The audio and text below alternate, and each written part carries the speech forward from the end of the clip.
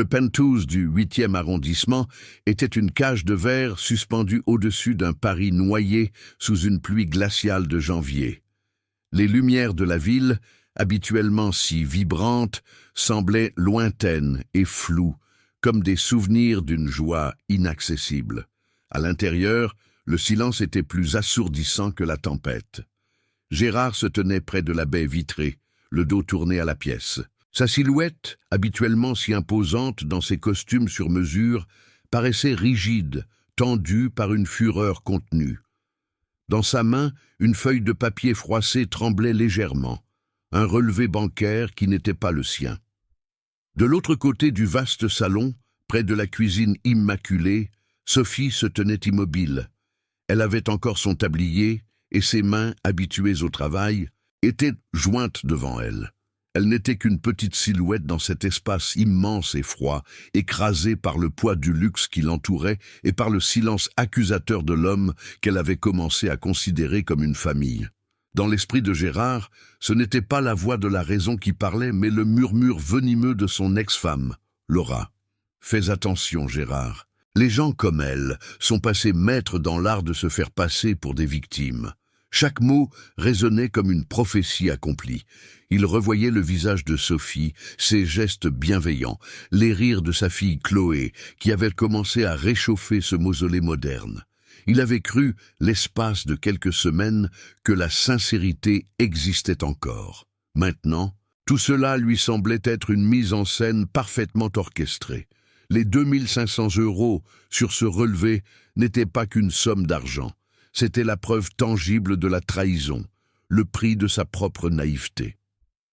La vieille blessure, celle que Laura lui avait infligée des années auparavant, s'ouvrait à nouveau, brûlante et humiliante. Il n'était plus le magnate puissant, mais un vieil homme stupide, tombé une fois de plus dans le même piège.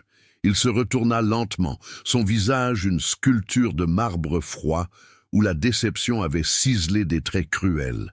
Ses yeux, qui avaient parfois brillé d'une lueur paternelle en regardant Chloé, étaient maintenant deux éclats de glace. Il ne cria pas.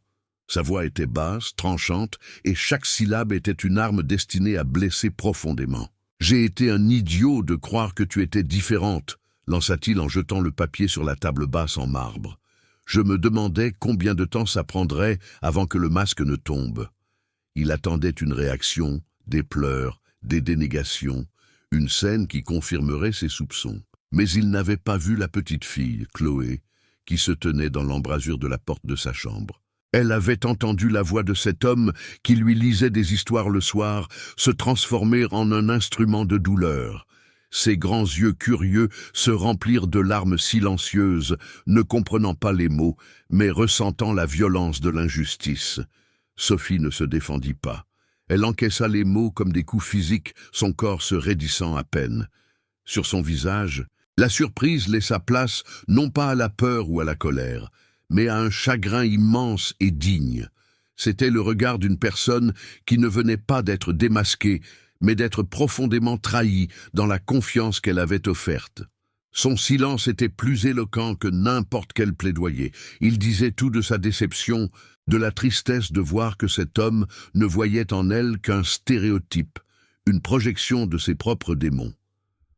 Son premier et unique réflexe fut de tourner la tête vers le couloir. En apercevant Chloé, pétrifiée et en larmes, le cœur de Sophie se brisa. L'injustice qu'elle subissait n'était plus rien.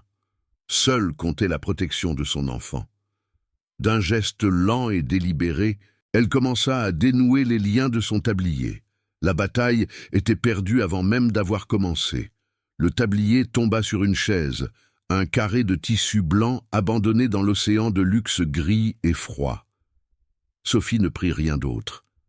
Elle traversa le salon, ses pas feutrés sur le parquet coûteux, et prit doucement la main de Chloé, dont les petits doigts étaient glacés par le choc. L'enfant leva vers sa mère un regard noyé de larmes et d'incompréhension, cherchant une explication que les mots ne pouvaient offrir. Sophie se contenta de lui murmurer « On rentre à la maison, mon amour », même si elle n'avait plus de maison où rentrer. En franchissant la porte, elle n'adressa pas un dernier regard à Gérard. Le silence qu'elle laissait derrière elle était sa seule réponse, une accusation bien plus puissante que n'importe quel cri. L'écho de la porte se refermant fut comme un coup de tonnerre dans le vide de l'appartement et dans le cœur de l'homme qui venait de tout briser. Tout avait pourtant commencé comme un conte de fées improbable quelques semaines plus tôt.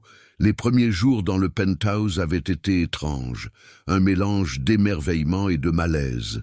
Chloé, d'abord intimidée par les plafonds vertigineux et les œuvres d'art austères, avait rapidement trouvé le moyen de réchauffer l'espace. Ses dessins colorés, fièrement aimantés sur le réfrigérateur en acier brossé, étaient des taches de vie dans un univers monochrome. L'odeur des gâteaux que Sophie préparait le week-end commençait à imprégner les murs, chassant le parfum stérile des produits de nettoyage. Pour la première fois depuis des années, l'appartement de Gérard ressemblait moins à une galerie d'art qu'à un foyer. Il observait ces changements de loin, partagé entre une irritation qu'il ne comprenait pas et une curiosité qui le désarmait. Le lien le plus inattendu se tissa entre Gérard et la petite fille. Au début, il était maladroit, ne sachant comment s'adresser à un enfant. Il lui parlait comme à une employée junior, avec une courtoisie distante. Mais Chloé, avec sa franchise désarmante, ne s'en souciait pas.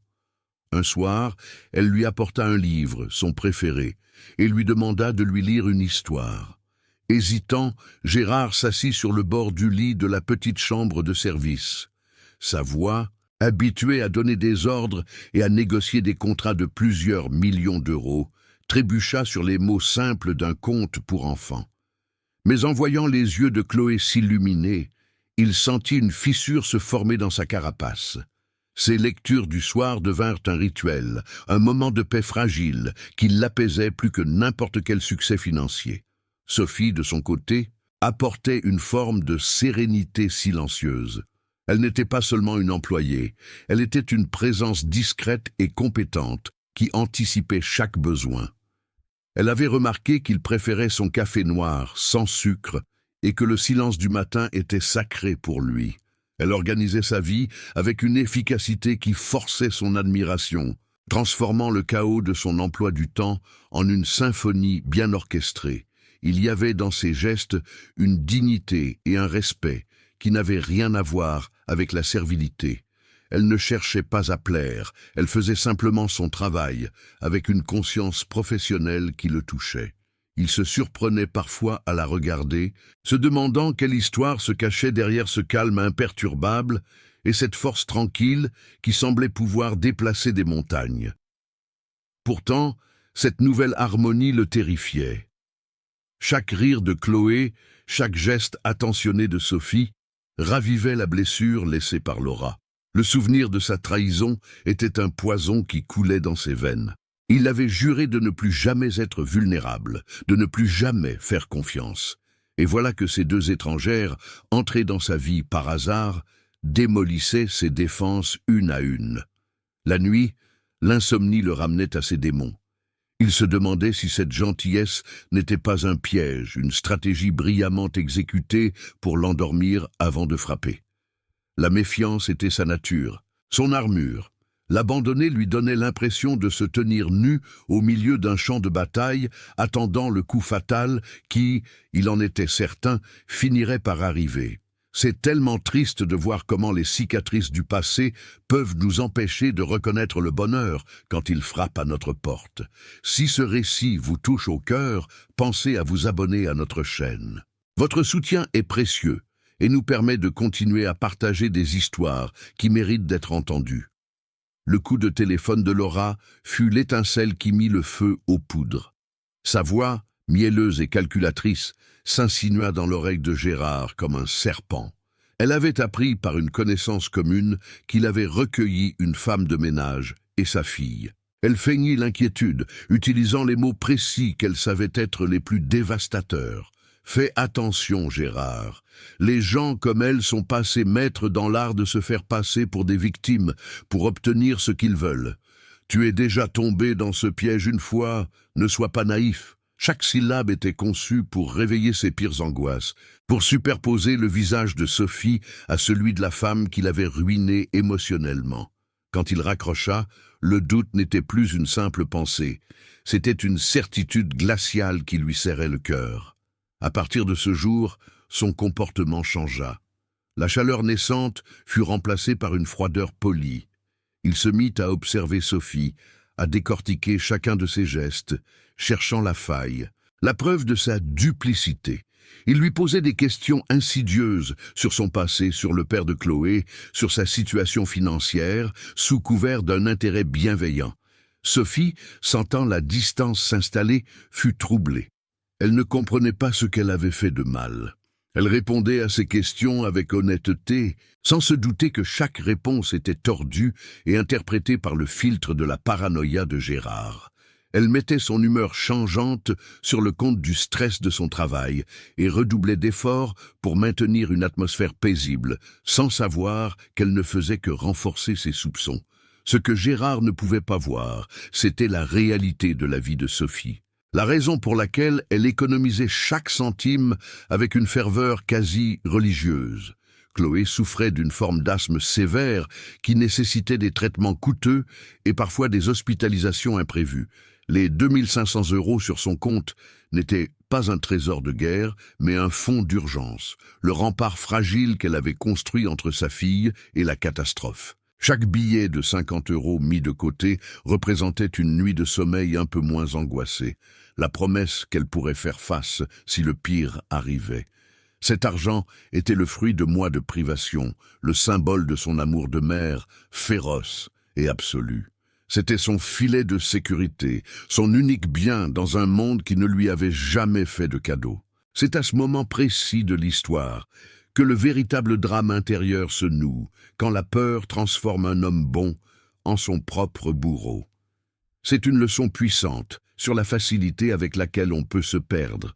En vous inscrivant, vous nous donnez la force de continuer à explorer ces facettes complexes de la nature humaine. La paranoïa de Gérard atteignit son paroxysme. Il était désormais convaincu que Sophie manigançait quelque chose. Une nuit, alors que tout le monde dormait, il commit l'irréparable. Guidé par une impulsion sombre qu'il justifiait comme de la prudence, il entra dans la chambre de Sophie. Le cœur battant, il fouilla dans le sac à main posé sur la commode. Il se sentait misérable, mais la voix de Laura résonnait dans sa tête, lui disant qu'il devait se protéger. Ses doigts, tremblants, finirent par trouver ce qu'il cherchait. Un relevé bancaire plié en 4. Il le déplia sous la faible lumière du couloir. Le montant imprimé noir sur blanc, 2500 €, lui sauta aux yeux. Ce n'était pas la preuve d'un vol, mais pour son esprit empoisonné, c'était la confirmation de tout ce qu'il craignait. Il resta un long moment dans le couloir, le papier froissé dans sa main. Un sentiment étrange, non pas de triomphe, mais de désolation profonde, l'envahit. Il aperçut un des dessins de Chloé sur le mur, un soleil souriant avec 3 personnages se tenant la main, une petite fille, une femme et un grand bonhomme aux cheveux gris. Une vague de nausée le submergea. Une partie de lui hurlait que tout cela était une erreur, que la femme qui dormait à quelques mètres de là était la personne la plus honnête qu'il ait jamais rencontrée. Mais la peur, cette vieille compagne fidèle et destructrice, était plus forte. Elle lui murmura que le dessin n'était qu'une partie de la comédie. Il serra la mâchoire, chassant la dernière lueur de doute, et se dirigea vers le salon pour attendre que Sophie se réveille, prêt à déchaîner la tempête. La réponse de Sophie fut un silence qui en disait plus long que n'importe quel cri de fureur.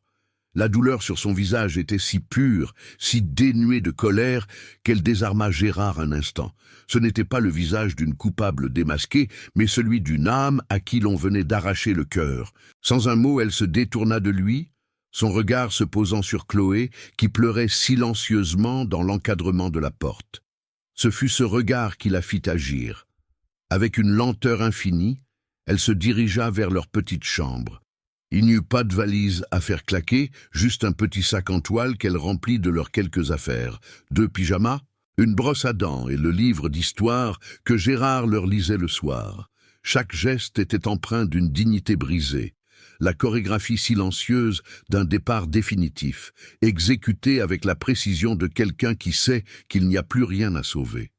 Elle prit la main de sa fille, une main minuscule et tremblante, et la guida vers le salon. Chloé ne comprenait pas. Ses yeux passant de la figure effrayante de Gérard au visage fermé de sa mère. Sophie s'arrêta un instant devant la table basse en marbre. Elle prit une feuille de papier vierge et un stylo. Sa main ne tremblait pas. D'une écriture simple et appliquée, elle écrivit quelques lignes. Elle plia ensuite délicatement le mot et le déposa juste à côté du petit ange en papier que Chloé avait confectionné le soir de Noël. Ce petit ange, fragile et fait main, semblait soudain être la seule chose réelle dans cette pièce immense et glaciale. Elle ne jeta pas un regard en arrière. Elle se contenta de murmurer à sa fille « Viens, mon amour, on rentre à la maison » et se dirigea vers la porte d'entrée, laissant derrière elle un silence plus lourd et plus accusateur que toutes les tempêtes. La porte se referma avec un clic feutré qui résonna dans le penthouse comme un coup de fusil. Gérard resta immobile, le cœur battant à tout rompre. Le silence qu'il avait tant chéri était revenu, mais il était désormais hostile, vide, mortel. Ses yeux furent attirés par le petit bout de papier sur la table. D'un pas lourd, il s'approcha et le déplia. Les mots étaient simples, mais ils le transpercèrent comme des éclats de verre. « Merci pour l'opportunité. Je pensais que vous voyiez qui nous étions, pas ce que nous n'avions pas. Gardez l'ange. Votre sapin en a plus besoin que nous. » Il leva les yeux vers l'immense sapin de Noël, cette décoration coûteuse et sans âme. L'ange de Chloé était toujours là, minuscule et solitaire. C'est alors qu'une vague de lucidité dévastatrice le submergea. Il ne s'était pas protégé d'une trahison, il venait de la commettre. La voix de Laura dans sa tête se tut enfin, remplacée par le son des sanglots silencieux de Chloé. Il revit son visage, sa confiance absolue, la façon dont elle se blottissait contre lui pendant les histoires. Il revit le calme de Sophie, sa force tranquille, la manière dont elle avait transformé sa prison dorée en un semblant de foyer. Il comprit dans un éclair fulgurant que sa peur ne l'avait pas sauvé. Elle l'avait emprisonné, l'avait rendu aveugle et cruel. Il n'avait pas chassé une profiteuse, il avait expulsé la seule famille qu'il ait jamais eue, la seule lueur de chaleur dans sa vie stérile. Une panique froide, bien plus terrible que sa méfiance passée, s'empara de lui. Sans réfléchir, il attrapa ses clés et se précipita hors de l'appartement, courant comme un fou vers les ascenseurs. Mu par une seule pensée, il devait les retrouver. Il les trouva à un arrêt de bus, à quelques rues de là. La pluie glaciale de janvier les enveloppait, les rendant encore plus petites et vulnérables sous la lumière blafarde d'un lampadaire. Sophie tenait Chloé serrée contre elle, essayant de la protéger du vent avec son propre corps. Elles n'attendaient pas un bus. Elles attendaient simplement, sans savoir où aller. Gérard s'arrêta à quelques mètres, le souffle court, son costume coûteux trempé par l'averse. Le magnate puissant avait disparu, laissant place à un vieil homme brisé et misérable. Il s'avança lentement, et quand Sophie leva les yeux vers lui, il ne vit ni haine ni colère, juste un immense vide. Les larmes se mêlèrent à la pluie sur son visage alors qu'il s'effondrait. « Pardonnez-moi » murmura-t-il, sa voix brisée par le chagrin. Ce n'était pas l'excuse d'un patron, mais la supplique d'un homme qui implorait sa famille de lui pardonner de l'avoir détruite. Le pardon ne fut pas un mot, mais un long silence sous la pluie battante, rompu seulement par les sanglots de Chloé qui se blottissaient contre sa mère. Sophie ne répondit rien à l'homme brisé devant elle, mais elle ne le repoussa pas non plus.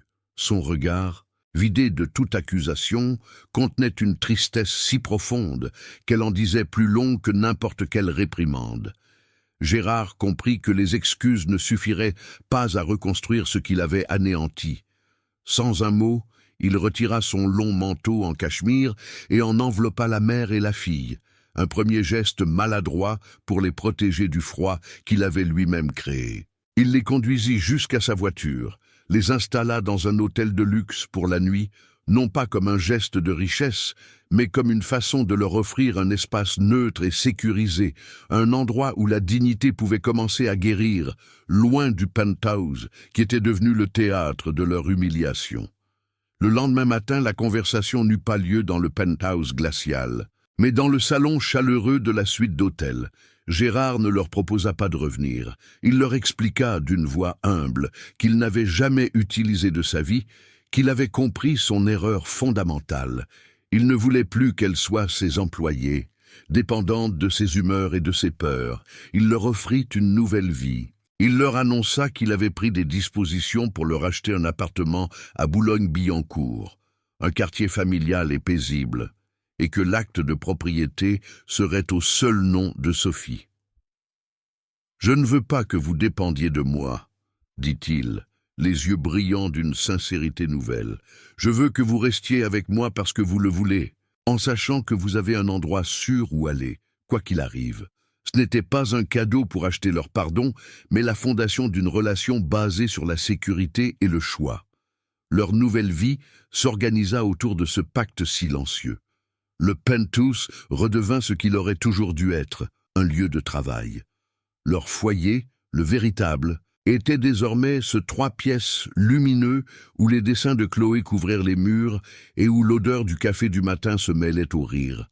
Gérard y passait toutes ses soirées. Il troqua ses costumes impeccables contre des pulls confortables.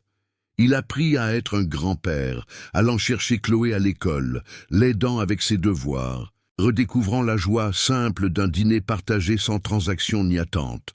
Sophie, enfin libérée du poids de l'incertitude, s'épanouit. Elle reprit des études, forte du soutien indéfectible de cet homme qui, en cherchant à se racheter, avait trouvé sa propre humanité. Il n'était plus un patron et son employé, mais les 3 piliers d'une famille improbable, unis non par le sang, mais par les cicatrices qu'ils avaient guéries ensemble.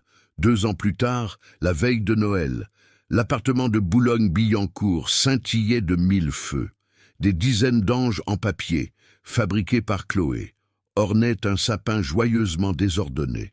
Gérard, Sophie et la petite fille décoraient des biscuits en forme d'étoiles, leur rire remplissant la cuisine. Ce soir-là, Gérard leur annonça qu'il avait finalisé les statuts de sa nouvelle fondation, une organisation dédiée à offrir un logement et un soutien juridique aux mères célibataires pour qu'aucune femme n'ait à subir la précarité qui avait menacé Sophie. Il regarda le visage de celle qui lui avait tout appris sur la vraie richesse, puis celui de l'enfant qui lui avait rendu son cœur. Des histoires comme celle-ci nous rappellent que même dans les moments les plus sombres, il y a une lumière à trouver, et c'est en vous abonnant que vous nous permettez de continuer à la partager. Sur la cheminée, une photo encadrée les montrait tous les 3, souriant à la vie, la preuve vivante que la plus belle des familles est celle que l'on choisit de construire.